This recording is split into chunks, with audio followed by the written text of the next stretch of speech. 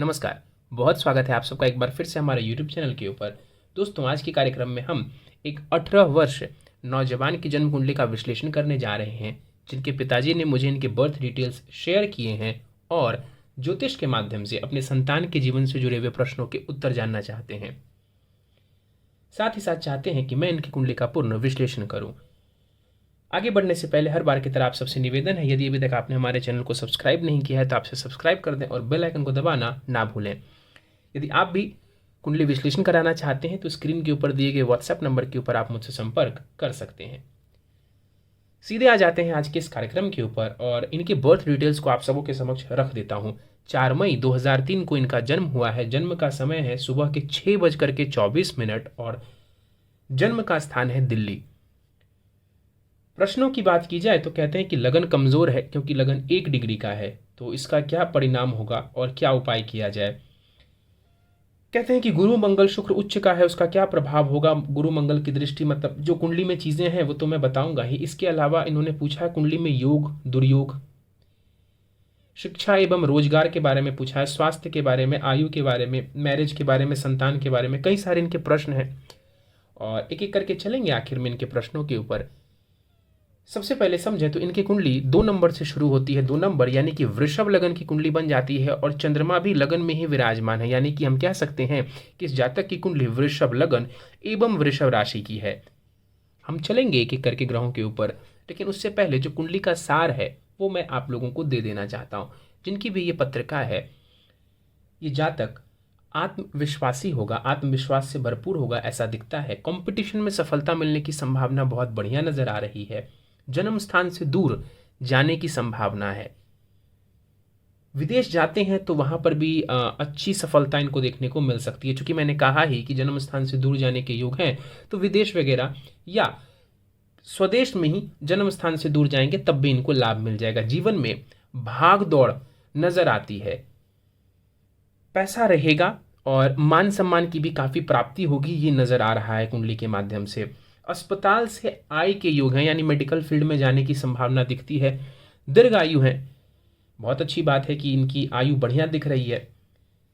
Highly ambitious होंगे, महत्वाकांक्षी होंगे। राहु चंद्रमा का जो ग्रहण बन रहा है इनके लगन में, इसकी वजह से गलत निर्णय लेने की संभावना भी बन जाती है कुंडली में, तो इससे बचना है। प्रेम विवाह की संभावना है। करियर में पैसा भी कमाएंगे और मान सम्मान की भी प्राप्ति होगी। परिवार की मदद से कहीं ना कहीं आपके करियर में आपके परिवार वालों का इन्वॉल्वमेंट हो, चाहे करियर में पूरी तरह से या फिर करियर बनाने के दौरान। ओवर कॉन्फिडेंस से बचना है आपको। पत्नी से तालमेल बढ़िया दिख रहा है चार्ट में और कुंडली में समझा जाए तो ऐसी कोई कमी नहीं है, ऊर्जा भी भरपूर है और उसको बस चैनलाइज करेंगे तो आपको फायदा रहेगा। लगन में चलते हैं सीधे। राहु चंद्रमा यहाँ पर नजर आ रहे हैं, ग्रहण दोष जरूर बन जाता है। तृतीय चंद्रमा यहाँ पर जाकर के मूल त्रिकोण में बैठे हुए हैं, यहीं पर उच्च के भी हो जाते हैं वो 3 डिग्री तक। उसके बाद मूल त्रिकोण के यहाँ पर चंद्रमा बैठे हुए हैं, तो अच्छी अवस्था में चंद्रमा यहाँ पर बैठा हुआ है। भाग दौड़ करवाएंगे चंद्रमा।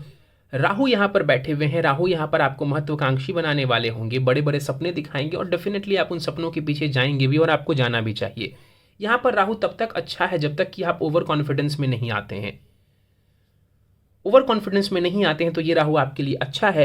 और अगर आप ओवर कॉन्फिडेंस में आ जाते हैं और सिर्फ चीज़ों को सोचते रहते हैं, एग्जीक्यूट नहीं करते हैं, तो फिर यहाँ पर आपके लिए परेशानी देखने को मिलेगी। तो जो भी प्लानिंग है उसको कीजिए और फिर अपने प्लान को एग्जीक्यूट करिए, ये आपके लिए बढ़िया रहेगा। ओवर कॉन्फिडेंस से बचना है क्योंकि आपका जो लग्नेश है ना वो भी उच्च का बैठा हुआ है कुंडली में, तो इसीलिए मैंने कहा था कि आत्मविश्वास वगैरह की कोई कमी नजर नहीं आती है। यहां पर समझेंगे तो लगन में राहु बैठ करके कुंडली के 5वें भाव को एवं 9वें भाव को भी दृष्ट कर रहे हैं यहां से, तो शिक्षा पर भी राहु का प्रभाव है, तो कंसंट्रेशन का ध्यान रखिए। और 9वें भाव के ऊपर राहु का प्रभाव है, तो ये आपको लंबी दूरी की यात्राएं करवा सकते हैं। चंद्रमा की बात की जाए तो लगन में चंद्रमा आपके व्यक्तित्व के लिए बढ़िया है और विवाह भाव के ऊपर भी चंद्रमा की दृष्टि अच्छी मानी जाएगी। पत्नी के स्वभाव के लिए चंद्रमा की दृष्टि बढ़िया मानी जाएगी। शनि की बात कर लेते हैं। शनि 2 डिग्री के साथ कुंडली के द्वितीय भाव में धन भाव में जाके बैठे हुए। कुंडली का योग कारक ग्रह है शनि, भाग्येश एवं कर्मेश का स्वामी होकर के धन भाव में जाके बैठे हुए। पैसे के लिए बढ़िया है यहाँ पर शनि का बैठना। आप कर्म करते जाइए, आप मेहनत करते जाइए, शनिदेव आपको पैसे की कमी कभी नहीं होने देंगे। तो यहाँ पर शनि का बैठना द्वितीय भाव में, चूंकि वो योग कारक है तो मैं बढ़िया बोलूंगा उसको। शनि की दृष्टि कुंडली के तीसरे भाव के ऊपर पड़ेगी, 8वें भाव के ऊपर एवं 11वें भाव के ऊपर पड़ेगी। यहाँ जहां जहां शनि देखेंगे लाभ पहुंचाएंगे, प्रॉपर्टी का लाभ देंगे, आयु की वृद्धि करेंगे और पैसे का भी लाभ देंगे। देखिए, एक पैसे के भाव में बैठ के दूसरे पैसे के भाव को देख रहे हैं, तो शनि यहाँ पर आपको अच्छा खासा पैसा देने वाले हैं। तो यहाँ पर पूरी तरह से शनि आपके लिए एक फेवरेबल प्लैनेट माना जाएगा। गुरु को देख लेते हैं। बृहस्पति कुंडली के तीसरे भाव में बैठे हुए हैं 15 डिग्री के साथ और अपनी उच्च की राशि में यहां पर विराजमान है बृहस्पति। इस कुंडली में बृहस्पति को समझा जाए तो वो कोई बहुत कारक ग्रह नहीं है, बल्कि हम सीधा सीधा उसको अकारक या मारक भी कह सकते हैं। अकारक तो जरूर कह सकते हैं हम। अष्टमेश गुरु उच्च का होकर के कुंडली के तीसरे भाव में बैठा है, जो कि लाभेश भी है। देखिए, मेहनत बहुत करवाएंगे और मेहनत की जरूरत भी है आपको, और मेहनत करेंगे तो खूब सारा पैसा ये बृहस्पति आपको देने वाले हैं। आयु आपकी बढ़ाने वाले होंगे, क्योंकि आयु भाव का स्वामी है गुरु यहाँ पर, तो आयु के लिए भी ये बढ़िया माना जाएगा। गुरु यहां से बैठ करके आपके विवाह भाव को देखेंगे कि ये विवाह के लिए बढ़िया है। अब ये मत समझिएगा कि गुरु विवाह को तोड़ने का काम करेंगे, गुरु विवाह को तोड़ेंगे नहीं।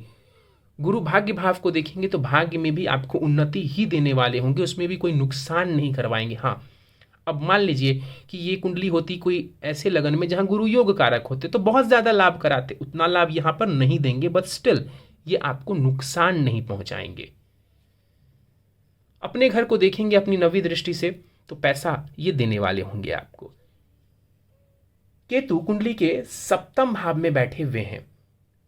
केतु सप्तम भाव में बैठे हुए हैं, जो कि विवाह का होता है, पार्टनरशिप का होता है।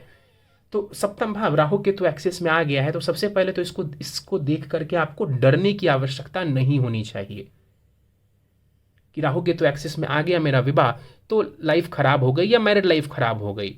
तो ऐसा सोचने की आवश्यकता नहीं है, आपकी मैरिड लाइफ बढ़िया दिख रही है। राहु केतु एक्सिस में आ जाने की वजह से प्रेम विवाह की संभावना यहां पर ज्यादा नजर आ रही है मुझे। आगे बढ़ जाते हैं। हाँ, और प्रेम विवाह होगा तो बिल्कुल ट्रेडिशंस को तोड़ के, यानी आउट ऑफ कास्ट आप जाकर के मैरिज कर सकते हैं या किसी दूर की स्त्री से विवाह कर सकते हैं, इसकी संभावना दिख रहा है चार्ट में। मंगल कुंडली के भाग्य भाव में जाकर के बैठे हुए हैं, उच्च के होकर के यहाँ पर बैठे हुए हैं। कुंडली में विवाह एवं विदेश भाव के स्वामी हैं और नवम में बैठे हुए। देखिए, देश विदेश की खूब सारी यात्राएं आप करने वाले होंगे, मंगल विदेश लेकर के भी जाएंगे आपको। मंगल की जो दृष्टि पड़ेगी कुंडली के तीसरे भाव पर, साहस के लिए बढ़िया है, पराक्रम के लिए बढ़िया है। और जो चौथे भाव के ऊपर मंगल की दृष्टि है, मंगल की दशा में डोमेस्टिक लाइफ में थोड़े इश्यूज रह सकते हैं। विवाह के बाद भाग्य थोड़ा ज्यादा सहयोग करे, ये नजर आ रहा है आपकी कुंडली में। शुक्र को देख लेते हैं। शुक्र उच्च के होकर के कुंडली के 11वें भाव में जाकर के बैठे हुए हैं। 21 डिग्री के साथ उच्च का शुक्र 11वें भाव में बैठा हुआ है। शुक्र कौन? तो शुक्र आपके लग्नेश और षष्ठेश। षष्ठेश शुक्र जाकर के कुंडली के 11वें भाव में बैठे हुए हैं। बढ़िया है आपके लिए, मेहनत करिए, कंपटीशन में जाइए, आपको सफलता की संभावना यहां पर दिख रही है आपके लिए। तो कंपटीशन में जाना आपके लिए बढ़िया रहेगा। और हाँ, साथ ही साथ अपने स्वास्थ्य का भी विशेष ध्यान रखिए। शुक्र की दृष्टि जो आपके पंचम भाव के ऊपर पड़ेगी, ये आपकी क्रिएटिविटी के लिए बढ़िया है, शिक्षा के लिए भी बढ़िया है, नो डाउट, बट क्रिएटिविटी, क्योंकि जो शुक्र है ना, कला का ग्रह है, तो एक क्रिएटिविटी यहां पर शुक्र जरूर आपको देने वाले होंगे। सूर्य एवं बुध कुंडली के 12वें भाव में जाकर के बैठे हुए हैं। सूर्य आपके सुखेश होकर के 12वें में जाके बैठे हुए हैं। विदेश जाने की संभावना यहां पर दिखती है।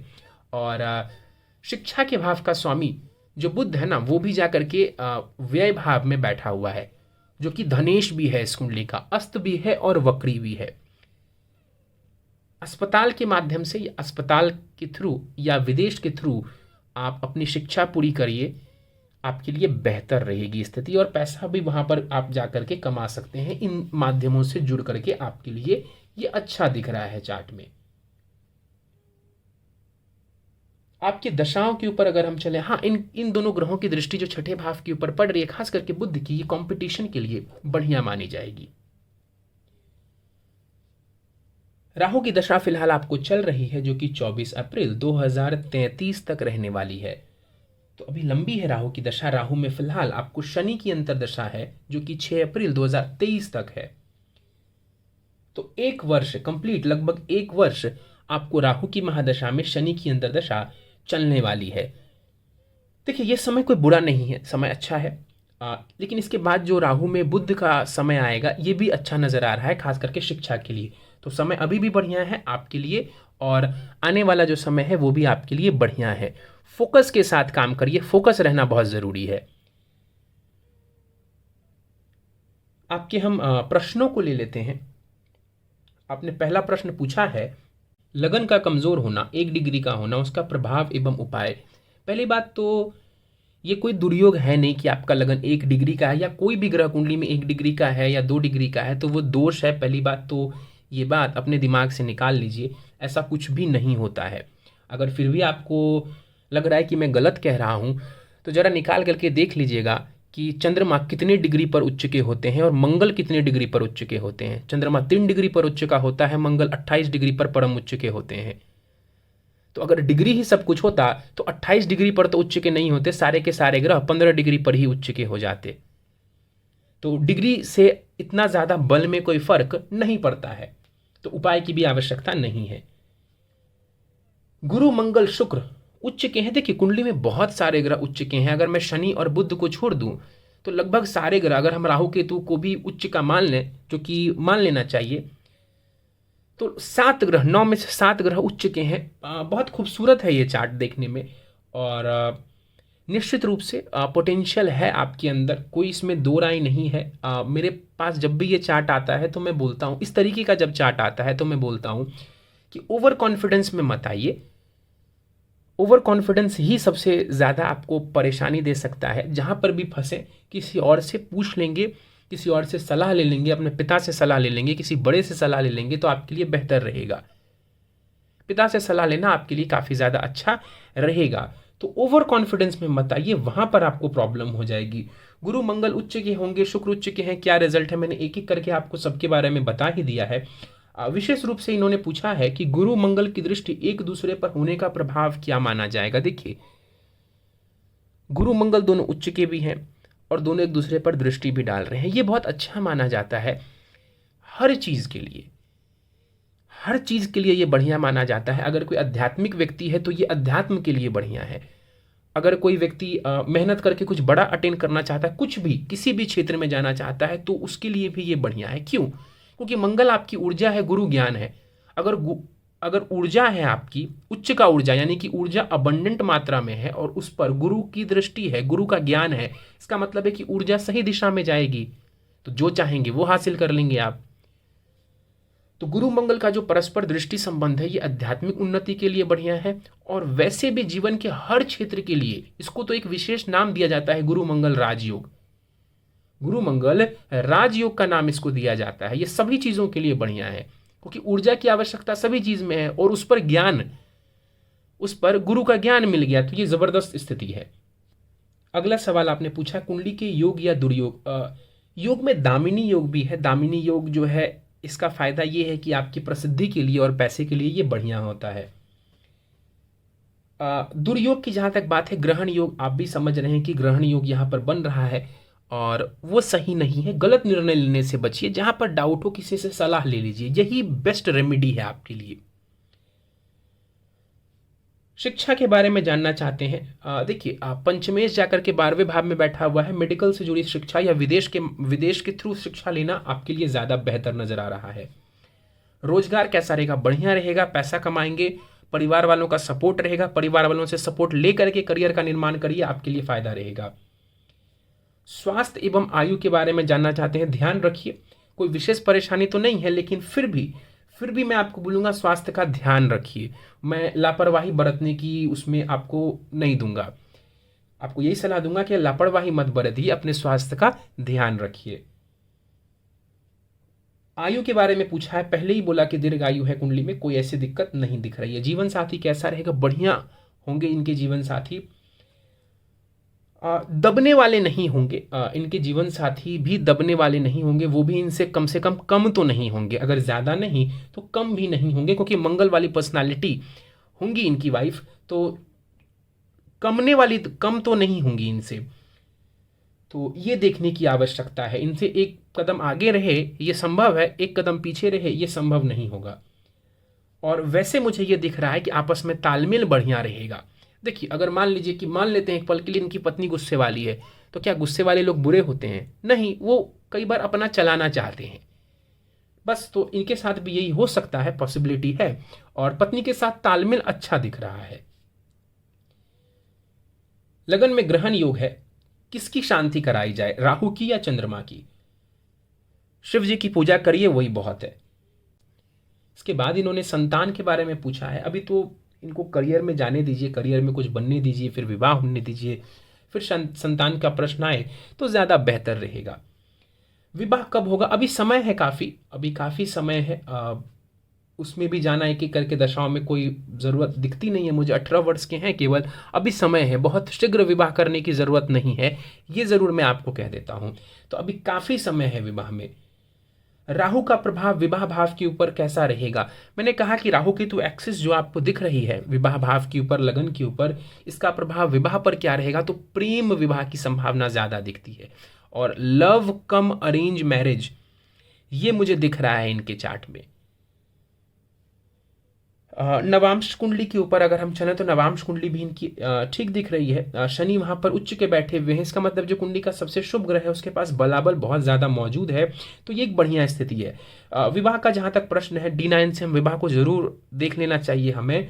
वहाँ पर जो सप्तमेश चंद्रमा है वो छठे में जाके बैठे हुए, कुंडली मिलान कर लेंगे तो ज़्यादा बेहतर रहेगा, नहीं तो वही स्वभाव के कारण थोड़ी परेशानी हो सकती है। तालमेल तो अभी भी अच्छा ही, मैं बोलूँगा कि तालमेल में कोई विशेष परेशानी नहीं है, लेकिन फिर भी कुंडली मिलान कर लेंगे, जो कि मैं सबको सलाह देता हूँ, तो बेहतर रहेगी स्थिति। चलिए, तो ओवरऑल हम ये कह सकते हैं कि मेडिकल फील्ड, आपने बताया तो है नहीं कि किस तरफ इनका रुझान है, लेकिन मेरे हिसाब से मेडिकल फील्ड या विदेश जाकर के कोई पढ़ाई करना चाहें तो इनके लिए वो बेहतर नज़र आ रहा है। करियर में बढ़िया करेंगे, इस बात की चिंता मत कीजिएगा। हाँ, भटके नहीं, अपने रास्ते पे लगे रहें, ओवर कॉन्फिडेंस में गलत निर्णय नहीं लें, बस इस बात का ध्यान रखना है, ये सबसे इंपॉर्टेंट है इनके लिए। उम्र भी वही चल रही है इस तरीके की, कुंडली में भी ग्रहण है माथे पे, लगन में मतलब, तो बस इसका ध्यान रखिए, बाकी कोई दिक्कत नहीं है, कुंडली में कोई कमी नहीं है। राहु शनि की अभी दशा चल रही है, जब तक राहु में शनि की दशा है, अंतरदशा है, तब तक महामृत्युंजय का अगर ये जाप कर लेते हैं अपने से, किसी पंडित जी से नहीं कराना, अपने से कर लेते हैं, एक माला बहुत बढ़िया लाभ दे जाएगा।